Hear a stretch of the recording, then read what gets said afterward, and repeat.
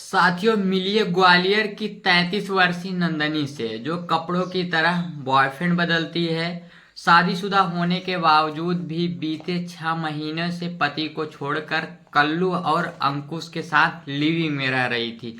इतना ही नहीं, यह औरत हथियार भी रखती थी और पति को डराती थी कि या तो जमीन अपने नाम करवा दे, नहीं तो अंजाम बुरा होगा।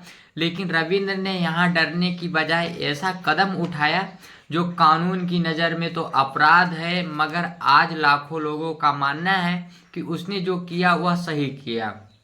चलिए आपको यह पूरा मामला बताते हैं सिलसिलेवार तरीके से। तो साथियों, उत्तर प्रदेश के रहने वाली नंदनी को साल 2016 में पवन नाम के एक शख्स से प्यार हुआ और प्यार इतना गहरा था कि दोनों ने साथ जीने मरने की कस्में तक खा रखी ली। लेकिन किस्मत को कुछ और ही मंजूर था। सिर्फ 1 साल के बाद 2017 में पवन की गोली मारकर हत्या कर दी गई। जांच में सामने आया कि यह कांड नंदनी ने ही करवाया है। पुलिस ने उसे गिरफ्तार करके जेल भेज दिया। लेकिन आपको पता है, कानून कभी कभी इतना अंधा साबित होता है कि 5 साल जेल काटने के बाद वर्ष 2022 में नंदनी बाहर आ गई और जेल से निकलते ही नंदनी की जिंदगी में राम किशन नाम का एक युवक आया। परिवार की सहमति से दोनों की शादी हुई और 1 साल के अंदर एक बेटा भी हो गया। लेकिन घर की शांति ज्यादा समय तक नहीं टिक पाई। नंदनी की हरकतें, बार बार बात पर गालियां देना, रात भर बाहर घूमना रामकिशन को बिल्कुल पसंद नहीं था।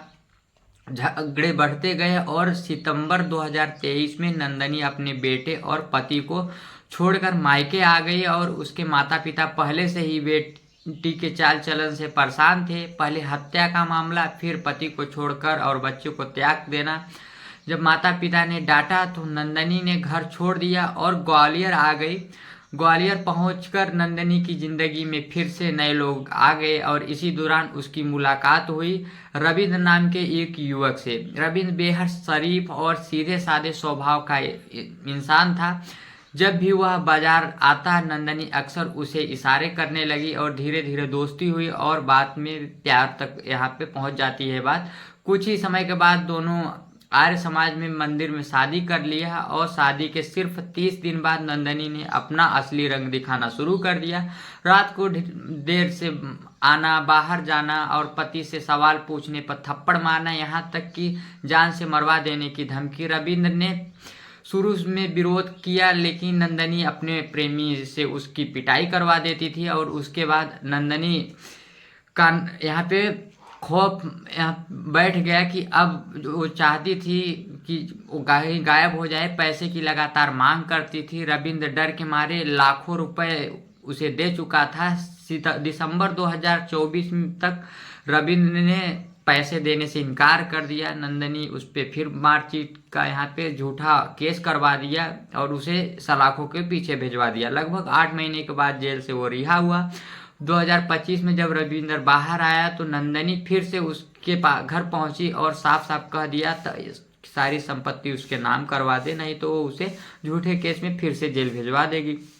रविंद्र अब किसी हालत में जेल नहीं जाना चाहता था, लेकिन अपनी पुश्तैनी संपत्ति भी नहीं दे सकता था। नंदनी का डर लगा रहता था, दबाव था। यहाँ पे अपमान ने उसे मजबूर गलत कदम उठाने के लिए 8 सितंबर 2025 को रविंद्र ने 315 बोर की पिस्टल खरीदी और वह मन में ठान चुका था कि अब नंदनी को रास्ते से हटा देगा। आखिर विकल्प यही था। 12 सितंबर की सुबह करीब 10:30 बजे नंदनी एसपी ऑफिस में वहाँ पे शिकायत करने जा रही थी और वह रूप सिंह स्टेडियम के पास अचानक सामने से रविंद्र आया और उससे विनती की उस दोबारा जेल मत भिजवाओ। लेकिन नंदनी ने ठंडी आवाज में कहा कि जिंदा रहना है तो संपत्ति मेरे नाम करवा दो, वरना नतीजा बहुत बुरा होगा। फिर क्या था, इतना सुनते ही रविंद्र ने अपने आपा खो बैठा और पिस्तल से 4 गोलियां चला दी और 2 गोलियां नंदनी के सर में लगी और बाकी शरीर में। नंदनी वहीं गिर पड़ी और उसकी मौत सामने ही हो गई। गोली चलाने के बाद रविंद्र वहीं पे बैठा रहा। फेसबुक पर लाइव आकर अपनी सारी आपत्ति बताई और उसके बारे में उस पत्नी जो कल्लू इन दोनों के साथ में दिन रात रहती थी, झूठे केस में जेल भिजवा चुकी थी। यह सब चल रहा था, तब तक इस घटना स्थल पर वहाँ पे पुलिस भी पहुँच चुकी थी और अनेकों आदमी जुट चुके थे। लेकिन किसी की हिम्मत यह नहीं थी कि रविंद्र के पास चले जाए और उसे गिरफ्तार कर ले। उसके हाथ में पिस्टल था, सबको डर लग रहा था। शुरुआत में तो पुलिस अधिकारियों ने पत्थर फेंकना शुरू कर दिए रविंद्र ने, तब वो नीचे रख दिया पिस्टल और उसे गिरफ्तार करके थाने लाया गया।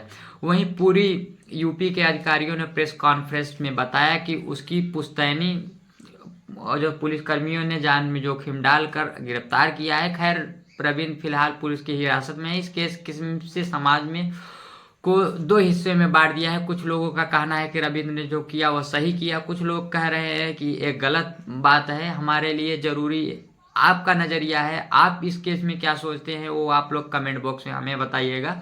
बाकी दोस्तों, इस घटनाक्रम को सुनाने का उद्देश्य किसी को भावनाओं को ठेस पहुंचाना, आहत करना नहीं है, बल्कि आपको सचेत करना है, जागरूक करना है। आए दिन समाज में ऐसी घटनाएं बढ़ती जा रही हैं, तो आप लोग जहां भी रहो सतर्क रहो, सुरक्षित रहो। मिलते हैं नेक्स्ट वीडियो में, तब तक के लिए आपका बहुत बहुत धन्यवाद।